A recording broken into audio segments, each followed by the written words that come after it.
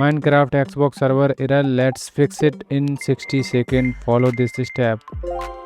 Open Xbox setting. Go to General Network.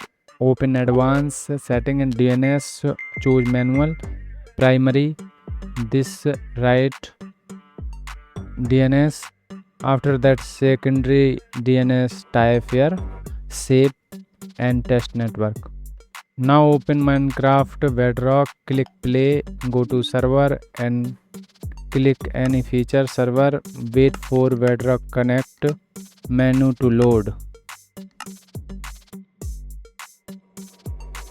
Select custom server, enter your friend's server IP and port, hit connect and wait for the world to load and done.